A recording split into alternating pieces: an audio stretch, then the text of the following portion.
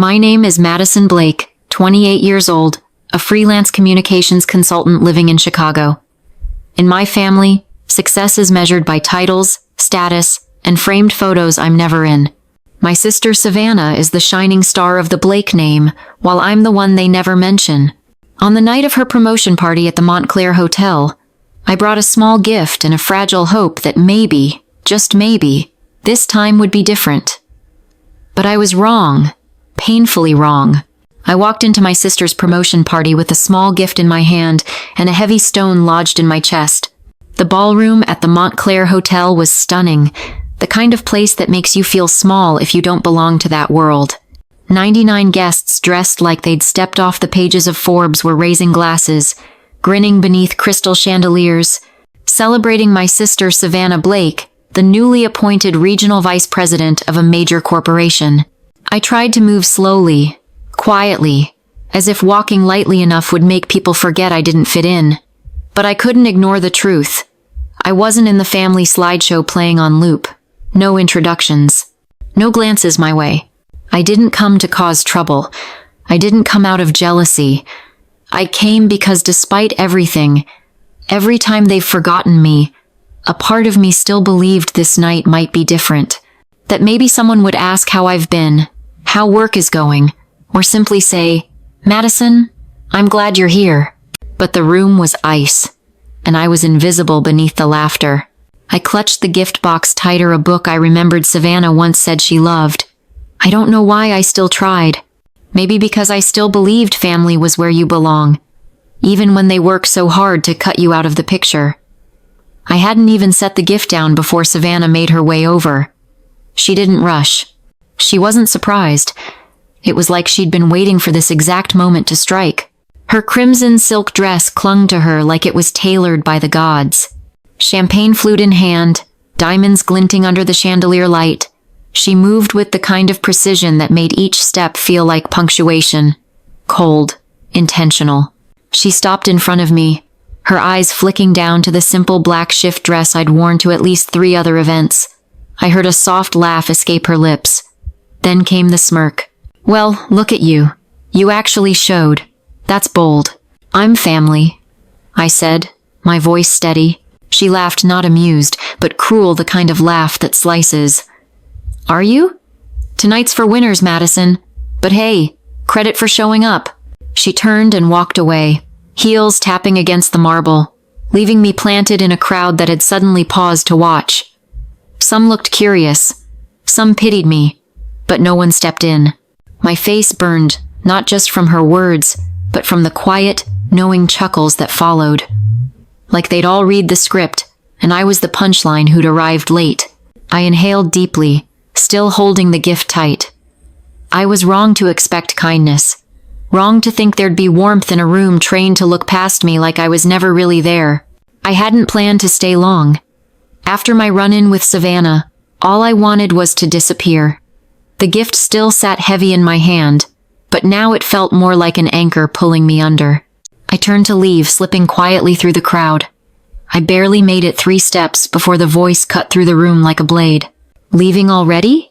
my father Charles called out from the bar, loud enough to silence nearby conversations. "Did someone finally offer you a job that fits your talents?" Laughter pricked the air. I turned slowly, trying to hold my composure. "What's that supposed to mean?" I asked. He walked toward me with a look like I was dirt on his polished shoes. Savannah stood just behind him, arms crossed, smirk carved into her face.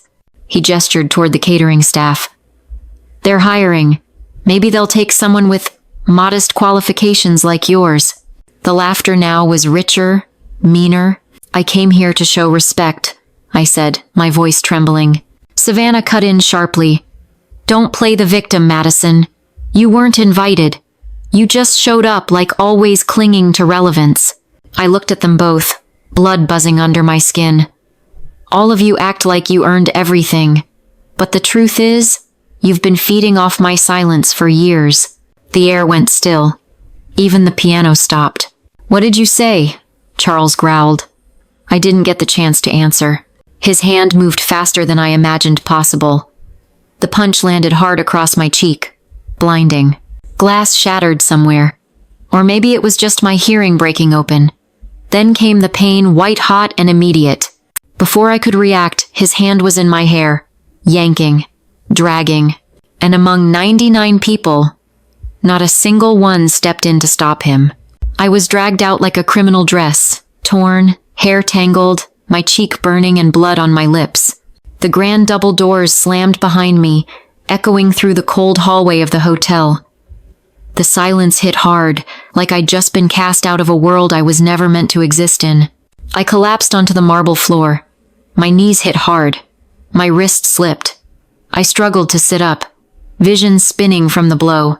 My father Charles stood over me. He said nothing. No apology, no concern, just silence. Then he turned and walked back into the party as if I were nothing more than a smudge on the night. And there I lay, bruised, bleeding, broken. I looked up just in time to see Savannah at the end of the hall, still holding her champagne glass.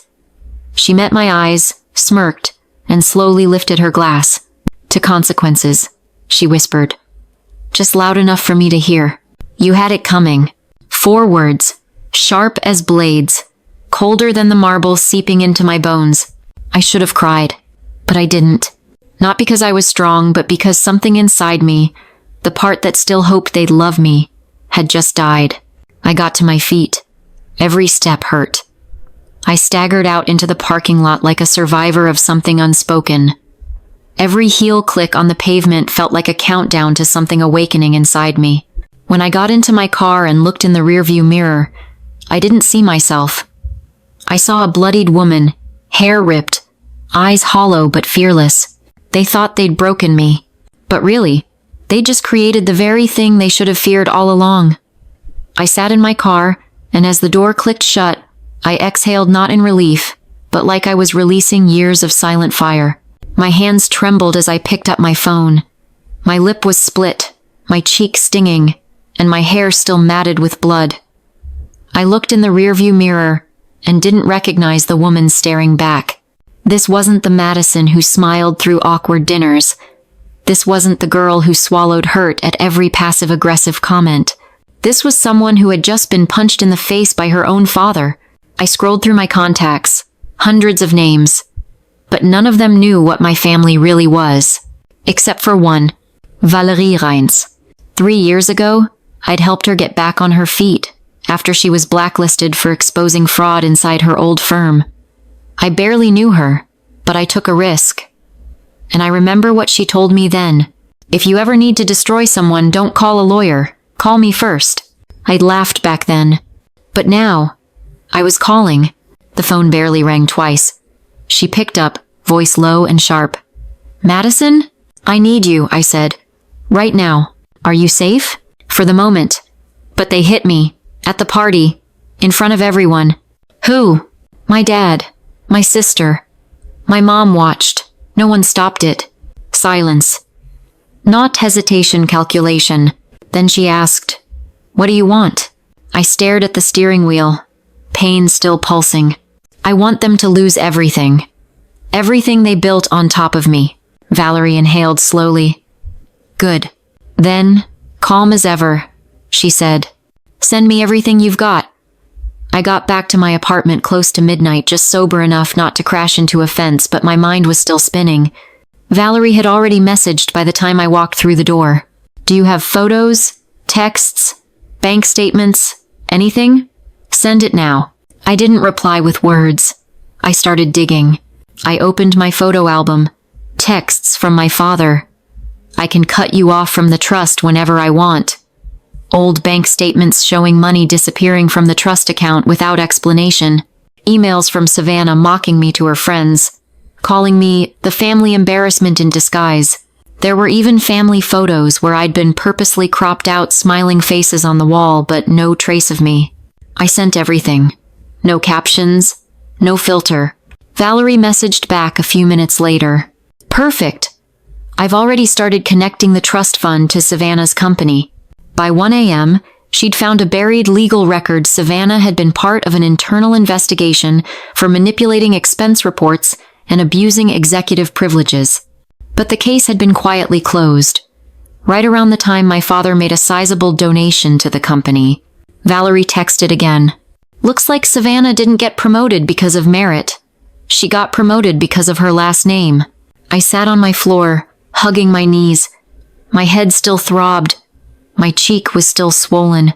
But something inside me was rising. I'd spent years being the shadow in their story. Now, I was going to be the spotlight exposing every truth they tried to bury. At 6 a.m., my phone buzzed like the whole city was waking up with me. A message from Valerie, short and sharp. It's live. I opened my inbox. There it was, a link from Truthshell, Valerie's anonymous blog used to blow the whistle on broken systems. The headline hit hard. The Blake family. Legacy, power, and the daughter erased. The article opened with an anonymous account mine describing a physical assault at an upscale corporate event. No names, no faces, just raw truth. Then came the screenshots. Emails from Savannah mocking me, threatening texts from my father, a financial web linking the trust fund, his charity, and the company that promoted her. And finally, a 20-second video clip. Not the full attack, just enough. My father's glare, Savannah's smirk, my scream. No blood, no ID. Just one unavoidable question. Who is she, and how many times has this happened before? Within 2 hours, it spread like wildfire. HR forums, LinkedIn, Twitter. The public outrage ignited. People began tagging Savannah's company, demanding a statement. Valerie messaged again. She just set her Instagram to private. I smirked. Right on cue. At 9:23 a.m., an internal email leaked anonymous, from someone inside her company. It said only, I saw it. I was there. And it wasn't the first time. Now, it wasn't just about abuse. It was about culture, complicity, and a reputation coming undone. The message from my mother came in at 4:12 p.m. Come home, Madison. We need to talk. Just family. I almost laughed out loud. The word family felt so cheap now, like dollar store paint slapped over moldy walls. A cover-up for rot. Minutes later, Savannah texted. You've made your point. Don't let this go too far. No apology, just panic. I went not for closure, but because I wanted to look them in the eyes as their empire started to crack. The house looked the same. Manicured lawn, wreath on the door, every inch like a set on a suburban sitcom. But inside, the air was thick and sour. My father sat in the living room, elbows on his knees, wearing a wrinkled gray suit. My mother carried a tray of tea, her smile forced, fragile. Savannah stood by the window, clutching her phone like it was the last weapon she had. No one said hello. My father broke the silence. We know what you're doing. I'm just telling the truth, I said, lowering my bag. You're the ones who turned it into a scandal. Savannah stepped forward, eyes blazing. You humiliated all of us? Over a slap? I stared at her. Number over a lifetime of being erased, cropped out of photos, ignored in rooms like I didn't exist. And that night, you saw him hit me. You smiled. My mother looked away. Then, as if rehearsed, came the offer. A folder, placed neatly on the table. We want to make this right, my mother said gently. A payout, a formal apology, and your silence. I skimmed the papers. NDA, waiver of legal claims, lifelong silence. I folded it shut and placed it back down. You think this is about money? I stood, eyes locked on my father. You should have left me invisible, but instead, you made me unforgettable. I had barely walked through the door when Valerie called. No small talk, no soft landing. They just released a video, she said, her voice cold. Sent it to the press. My stomach dropped. What video? She shared her screen. There it was, a slick, heavily edited clip from the party. My father Charles looked like he was speaking to me calmly, almost gently. Me tense, my voice rising. Savannah standing nearby, looking concerned. Mouth clenched. No punch. No scream. No dragging me across the floor. Just a neat little narrative. I was the unstable one. They were the victims trying to keep the peace. And then came the comments. She definitely started it. Another spoiled brat looking for a payout. Drama queen much? My fists curled. My body burned. I want to burn it all down. Valerie didn't flinch. Then let's raise the temperature, she continued, calm and methodical. Remember the wire transfers? The shell companies linked to the trust fund? I nodded. I've got everything. Her tone sharpened. This time, we're not just telling your story. We're unraveling the entire machine of money, manipulation, and power that built theirs. I sat down, opened my laptop. Something in me had shifted. I wasn't the victim anymore. I wasn't the girl left bleeding on a ballroom floor. I was the woman reclaiming the narrative with proof, with data, with every scar turned into evidence. That night, we called it the counterstrike. Not just exposing a slap, but unraveling an entire structure wrapped in prestige, charity, and carefully staged reputation. Valerie moved like she was leading a tactical unit. She assembled everything. Evidence of trust fund money siphoned through shell corporations. Donation records aligned perfectly with Savannah's promotions. Anonymous testimonies from 3 former employees who had filed complaints but were pressured into silence. Internal board emails discussing how to quiet things down. The final piece was the uncut video shot by a server who'd been fired the very next day. Valerie had tracked him down. He still had the footage. And in it, the truth unfolded, unfiltered. My father yelling, Savannah smirking, glass raised. Me punched, then dragged, while 99 people watched and did nothing. No one helped. No one spoke. Just the sound of glasses clinking and silence sealing the violence. I uploaded everything to a secure drive. Valerie looked at me over Zoom. She didn't ask twice. You ready? I nodded. I was born ready. They just never expected me to remember it all. She hit send. We didn't say much after that. We didn't need to. Because we had just blown open a door they spent years locking shut with money, image, and a system built on lies. I walked into the Cook County Courthouse with a leather briefcase in hand, and pain still lingering in my jaw. Inside that case was everything. Trust fund statements, threatening emails from my father, still shots from the uncut video, and testimony from people who had stayed silent for far too long. My attorney, Catherine Baird, met me in the lobby. You ready? She asked. I nodded. I didn't smile. This wasn't the end. This was the battle in daylight. Inside the courtroom, my family was already seated. My father in a gray suit, jaw clenched so tightly it looked painful. My mother beside him, eyes red from shame or panic, I couldn't tell. Savannah stared forward, never once looking at me. Good. She could pretend I didn't exist. But the country wasn't pretending anymore. Catherine opened strong. This is not a family disagreement. This is physical assault, financial abuse, and a systematic attempt to silence a victim. Every piece of evidence landed like a scalpel. The siphoned trust fund transfers. Savannah's promotions aligned with Charles's donations. The audio of my father threatening to erase me financially. And finally, the full video played without edits. The room held its breath. Someone whispered, "Oh my God." Their lawyer stammered, calling it character assassination. The judge interrupted. Number, this is evidence. When I stepped out of the courtroom, the press was waiting. I raised the briefcase and said, I grew up being taught silence was survival, but today, I survived because I spoke. I returned to the Montclair Hotel 3 weeks after the trial, not for revenge, but for closure. The ballroom was empty. No glittering champagne, no soft jazz, just dim hallway lights and the steady echo of my heels on the marble floor. I stood exactly where I'd been dragged out, where 99 people chose to look away. But this time, I stood tall. No one would drag me anywhere now. I opened my purse and pulled out a delicate silver necklace, the one my mother had ripped from my neck during an argument when I was 17. I'd kept it. I didn't know why.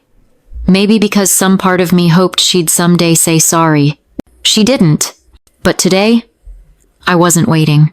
I fastened the necklace around my neck, not for forgiveness, but for closure. Not for them, for me. My story had always been told by someone else. They called me the failure, the burden, the shadow. But now, I was holding the pen. I left the hotel without looking back, chin high. I didn't need their apology. I didn't need their approval. I needed the truth, and I had it now. And if anyone ever asks me why I stood up and spoke out, I'll say, because no one gets to end your story. Except you. My story isn't just about a punch at a party or the betrayal of those who share my blood. It's the journey of someone who was forced into silence, taught that family means enduring pain all in the name of loyalty. But the truth is, you don't have to accept pain to prove love. You don't have to stay silent to protect those who've hurt you. Real family doesn't make you feel invisible. Real family is where you're loved, not for what you accomplish, but for who you are. It took me years to realize, your worth isn't defined by how others see you.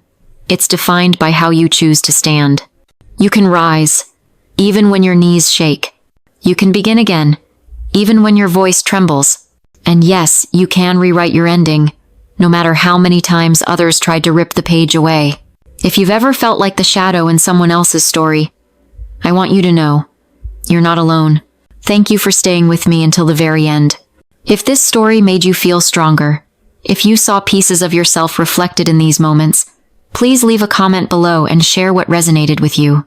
And don't forget to hit the like button, subscribe to the channel, and turn on the notification bell so you never miss another story where truth, trauma, and healing are always told with heart. Because silence doesn't save anyone anymore.